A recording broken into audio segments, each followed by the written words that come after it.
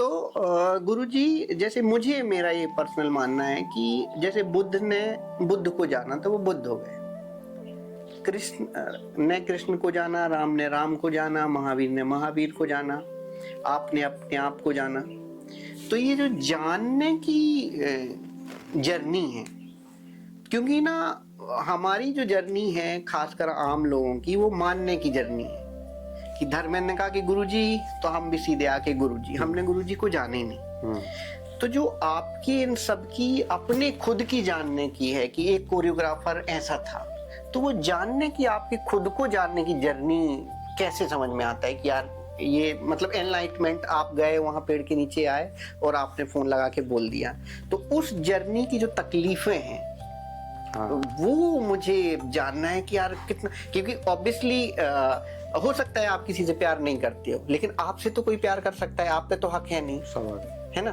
तो वो दुख कैसे होता है? कोई दोस्त होगा कि यार जिसके साथ सिगार पीते थे, अब वो कह रहा होगा कि अरे यार बताओ यार, भाई चला गया, आप सिगार ही नहीं पी पाएंगे यार। वो आप वहाँ DID में कोरियोग्राफी और ये सब चीजें देख रहे थे और भी सारी चीजें हो रही थी, तो वो छोड़ना कैसा, मतलब कितना कठिन हो। मेरे से दारू नहीं छूट रही और आपने इतनी बड़ी चीज छोड़ दी, तो मतलब ये कैसे, खुद को जानने का रास्ता ये कैसे निकलता है? जो व्यक्ति प्रेम को समझ लेता है ना राहुल, उसके लिए कोई भी चीज असंभव नहीं है। सब चीजें प्रेम से सहज रूप से प्राप्त हो सकती है। आप किसान से मिलिएगा और किसान से पूछिएगा कि भरी दोपहरी में आप बिना टॉवल के, सिर खुला हुआ है और आप गेहूं काट रहे हैं, या आपको धूप नहीं लगती? उस समय उसका जवाब जो होगा ना, वही मेरा जवाब है, क्योंकि उसको चाहत है उस गेहूं की कि अगर बादल आ गया और बरस गया तो साल भर की मेहनत बर्बाद हो जाएगी। तो जब आपके अंदर कोई चीज के प्रति अटूट चाहत पैदा हो जाती है, तो आपको जो आसपास की मुश्किलें हैं ना, फिर मुश्किलें नजर नहीं आती। कौन क्या होगा, किसके साथ क्या, फर्क नहीं पड़ता फिर। तो एक वो अलग लेवल की अवस्था हो जाती है, जिस अवस्था को हम लोग निर्मोही अवस्था कहते हैं। प्रेम अलग है, मोह अलग है, राग अलग है, चाहते हैं, ये सबको अभी तक हम एक समझते हैं। तो जब मेरे अंदर ये, तुम्हारे अंदर ये अन्य किसी के अंदर ये आ जाता है कि ये कुछ नहीं, सब सेम है, मतलब टोटली संसारी नजरों में पागलपन। और मेरे साथ उस समय यही हो रहा था कि मैं उस समय, अगर मैंने कहा ना कि कोई अगर देखता तो ये कहता कि क्या हो रहा है, रोते रोते रोते रोते कर्मों को धो रहा था मैं, कि मैं ऐसा था, मैंने ये किया, मैंने ये गलत किया, मैंने ये नहीं करना चाहिए था, मुझे वो नहीं करना चाहिए था, इतना टाइम वेस्ट किया। 23 ईयर, जब मेरा 23 साल की उम्र थी, जब मुझे निकलना हुआ, तो तब की उम्र में मैंने 23 साल इस तरीके से बर्बाद किए।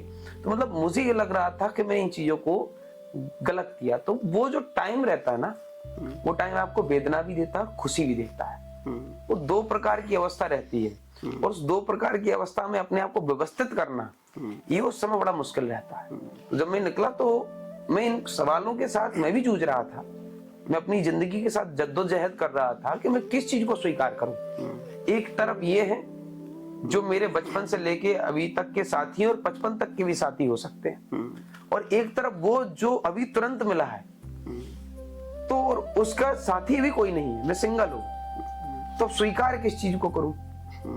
तो उस समय हिम्मत दिखानी पड़ी, अस्वीकारता उधर दिखानी पड़ी, जो बचपन से लेके अभी तक के साथी थे, जब तक मैं वहां गृहस्थ जीवन में रहा।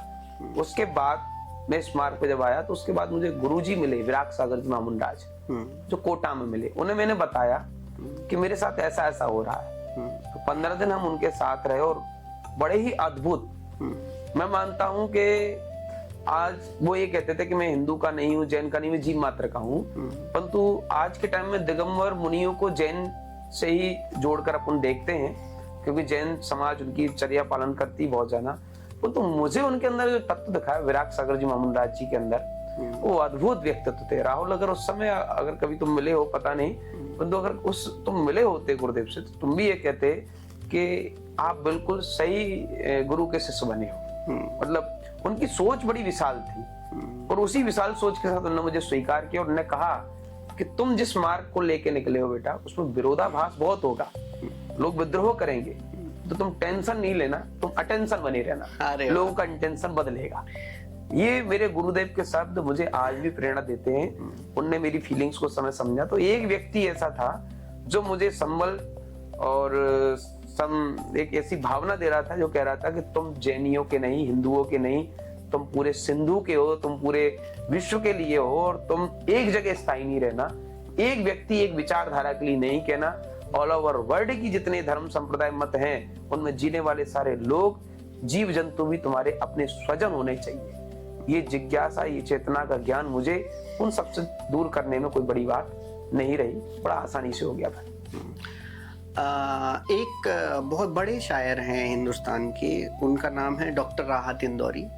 तो उनका एक शेर है कि तू हिंदू मैं मुसलमान, तू हिंदू मैं मुसलमान, ये सिख वो ईसाई, सब सियासत है, चलो इस करते हैं, मोहब्बत करते हैं। तो आप कितना रिलेट करते हो इन सब चीजों से? अगर ये उनके जीवन में उतरा हुआ था, चूंकि मैं उनको जाना गहराई से नहीं जानता, अगर उनने ये शेर कहा है और उसको जिया है, तो मैं बहुत अच्छे तरीके से उनको मानता हूँ, बहुत बेहतर शेर रहा है। अगर सिर्फ कहा ही कहा है तो हो सकता है भारत को भ्रम में डालने की बात भी हो।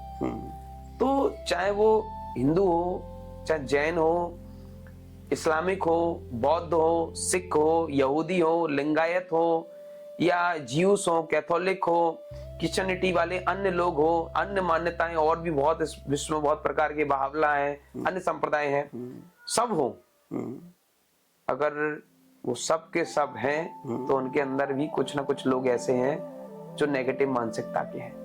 उनके अंदर भी कुछ लोग ऐसे हैं जो इन चीजों को नहीं स्वीकार करते, और उन्हीं की वजह से ये शेर सार्थक नहीं हो पा रहा है। अभी जैसे आपने बहावला और बहाई धर्म को लेके कहा, तो मैं जब बहाई धर्म के मंदिर में गया, तो पहली बार जब मैं गया तो मुझे लगा कि यार कोई बड़े से भगवान होंगे या मूर्ति होगी, वहाँ कुछ नहीं था, वो सब खाली था, टेबल थी और लोग बैठे थे।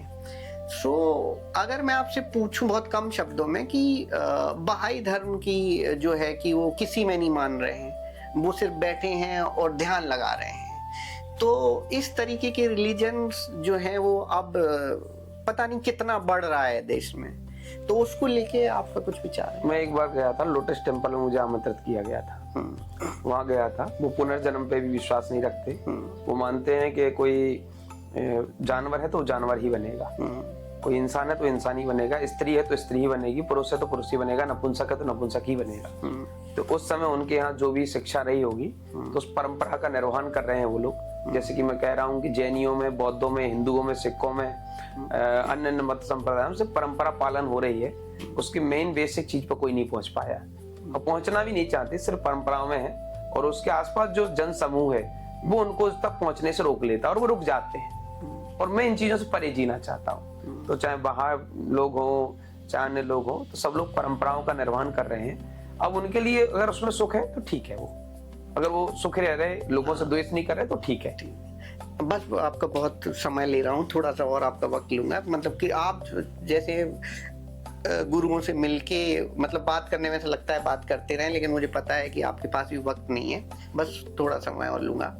जैसे जब हम इस तरीके की बातें करते हैं कि लोगों को जानने की, लोगों को मानने की पॉलिटिकली चीज़ें हैं, तो अगर आज का सिनेरियो देखा जाए तो आपको क्या लगता है? मतलब सीधा सीधा अगर मैं आपसे पूछूं कि आपके सपनों का हिंदुस्तान कैसा होना चाहिए? मेरे सपनों का हिंदुस्तान नहीं, मेरे सपनों का पूरा वर्ल्ड है। मैं वसुधैव कुटुंबकम। मैं हिंदुस्तान तक सीमित नहीं रहना चाहता कि सब, अगर हिंदुस्तान तक बदलूंगा तो भी सीमा के अंदर ही रहूंगा। तो मैं हिंदुस्तान का पानी पी रहा हूँ, हिंदुस्तान का भोजन कर रहा हूँ, यहाँ का ये इस भूमि का मेरे ऊपर उपकार है, ये मान सकता हूँ।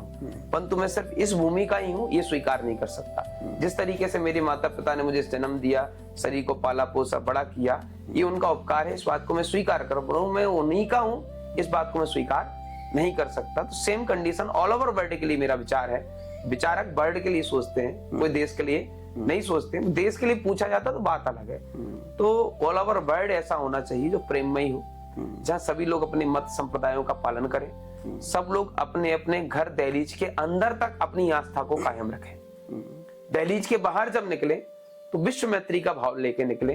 कोई इस्लामिक ना हो, कोई हिंदू ना हो, कोई जैन ना हो, कोई बुद्ध ना हो, कोई सिख ना हो, कोई ईसाई ना हो, कोई पारसी ना हो, ये अपनी दहलीज के अंदर हो जितने भी हो। तो आस्था एक व्यक्तिगत विषय है, ये सामाजिक विषय नहीं जिसको हम सामाजिक विषय बना रहे हैं। तो आस्था को सामाजिक विषय बनाकर हमने इस देश में खाई पाटने का काम किया है। सारे काम राजनीतिक लोगों ने किए हैं। भारत देश की सारी राजनीतिक पार्टियां इसका लाभ समय समय पर लेती हैं और समय पर उसका नुकसान भी झेल लेती हैं। तो ये धर्म तो सिर्फ यूज एंड फ्यूज वाला है, बाकी जो है सो है। तो एक आखिरी सवाल है मेरा, मतलब ये मैं पर्सनली सबसे पूछता हूँ जिनसे भी मिलता हूँ अपने दोस्त यारों से, कि बहुत कमाल की लाइन है कि प्रेम प्रेम सब कोई कहे, प्रेम न चीन्हे कोई। और आजकल सभी लोग की ऐसी बात करते हैं कि अरे तुम तो यार हमारे अपने हो, तुम्हारे लिए तो हम जान दे देंगे, हम तुमसे बहुत प्यार करते हैं, ऐसा है वैसा। कहते तो सब हैं कि प्रेम प्रेम सब कोई कहे, लेकिन जो चीन है कैसे लोग जाने कैसे कि यार प्रेम। जो तुम्हारे लिए जान दे उनसे मांग लो, फिर देख लो। मुझे कहा अभी दे दो यार, अभी चाहिए तुम्हारी जान, फिर देखते हैं। वो तुम्हारी जान ना लेने तो कहना। तो ये संसारी जितने लोग हैं, मतलब संसारी इन द सेंस कि सभी लोगों की तरह समान विचार रखने वाले, कि प्रेम को नहीं जानते, व्यवहार को जानते हैं। तुम मुझे चाहो तब मैं तुम्हें चाहूं, तो ये व्यवहार है। बिल्कुल। तुम चाहो ना चाहो तब भी मैं तुम्हें चाहूं, कि प्रेम है। जो आज रिश्तों में खत्म हो गया है, इसलिए रिश्ते टूट जाते हैं। इसलिए एडजस्टमेंट कहीं ना कहीं करना पड़ता है। तो प्रेम कहीं नहीं है, प्रेम यहाँ है। अगर हमारे अंदर प्रेम है तो सब हमारे हैं, और प्रेम नहीं है तो फिर हम हक अधिकार की बात करने लगते हैं, मेरा ये, मेरा फलाना ठिकाना। तो ये चीजें, प्रेम अलग ही लेवल का है। प्रेम लेता नहीं, देता है। लेना अहंकार है, देना प्रेम है। अब जो जैसे समझे उसके लिए वो है। गुरुजी आपने इतना टाइम दिया हमारे लिए, और हम लेट भी हुए, तो उसके लिए हम माफ़ी चाहते हैं, और समय देने के लिए बहुत बहुत शुक्रिया। और थैंक यू सो मच। मैं ज़्यादा कुछ नहीं कहूँगा, और आई होप कि आपको हम सबसे मिल के अच्छा लगा होगा। बहुत बेहतर लगा, बेहतरीन लगा और नवीन लगा, और कोई लेट नहीं हुए। जो समय की क्रिया समय पे होनी थी वही होता है। और हम भी आप सब लोगों के एक शुक्रगुजार हैं कि आप लोग इस चेतना के साथ जागृति की ओर बढ़ रहे हैं। मेरी आप लोगों के लिए भी शुभकामनाएं, और आपकी पूरी टीम के लिए शुभकामनाएं कि इसी विचार को, इसी धारणा को आप लोग जन जन तक पहुंचाने में कामयाब रहें, और आपका सबका उत्थान हो, और आप सब आनंदित रहें, ऑल ओवर वर्ल्ड को आनंदित करें। जो है सो है। तो कुछ नहीं।